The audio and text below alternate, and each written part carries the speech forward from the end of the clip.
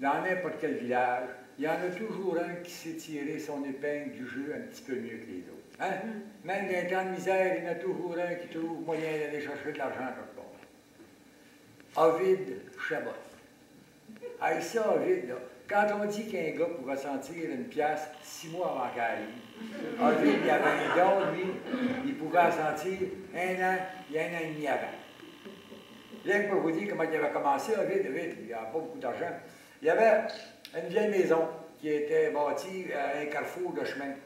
Et puis, il était assis sur son perron de journée, puis il se versait, puis il s'est dit, non, mais garde-moi ça, toi, tout le monde qui passe ici, qui doit avoir de l'argent à faire, ça n'a pas d'allure.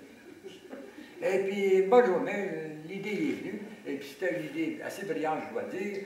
Il dit, comme on est un carrefour, que tout le monde passe ici le matin, midi et soir, les fins de semaine, tout le temps sans arrêt, il dit, on va ouvrir un stand à patates frites. Ah non, mais tiens, hein? Les stands à patates, ceux qui sont assez vieux, ils connaissent ça. Il y en avait à tous les carrefours et tous les chemins au Québec. Le roi de la patate, la reine de la patate. Puis ça marchait pas à peu près. Il faut dire que dans ce temps-là, la patate, c'était pas le prix qui était aujourd'hui. Les gars arrêtaient le midi, tous ça mangeait que de patates, que de hot dog. Le soir, ils arrivaient avec l'ouvrage, puis ils achetaient que de patates, que de hot dog. Le dimanche, il n'y avait pas grand-chose à faire. Le monde ça se rendait tout au stand à patates à vide. L'argent rentrait, oui. Personne n'aurait pensé faire autant d'argent que ça avec un stand de patates. Bien, quand il a vu que je faisais autant d'argent avec les patates frites, il a dit, ouais, là, il faudrait accroître un petit peu la business. Les gars passent du matin au soir. OK.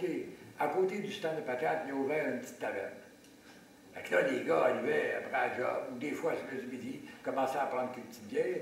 Ils se mettaient un petit pantalon pour le souper, puis se faire pardonner et acheter des patates, des hot dogs. Hey, toi, ça marchait, tout l'argent rentrait. La fin de semaine, tout le monde allait faire des pique-niques là. Toi, c'était quasiment devenu un lieu de pèlerinage, aller manger une patate chez la ville.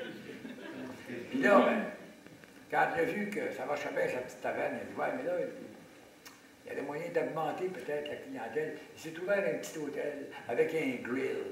Pour ceux qui se souviennent de ça, les grills, les femmes pouvaient y aller avant un grill.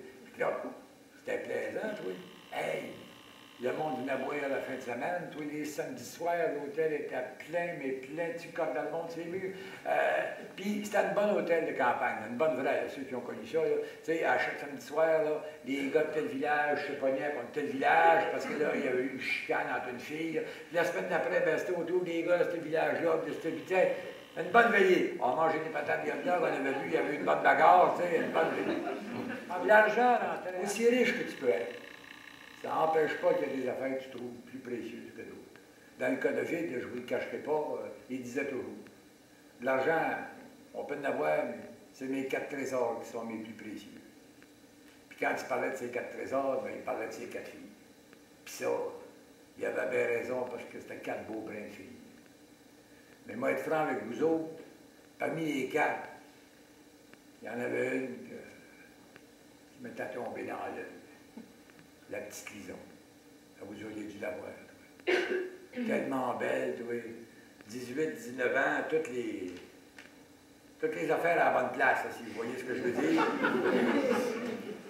Puis, quand je passais à côté d'elle, c'est pas mêlant.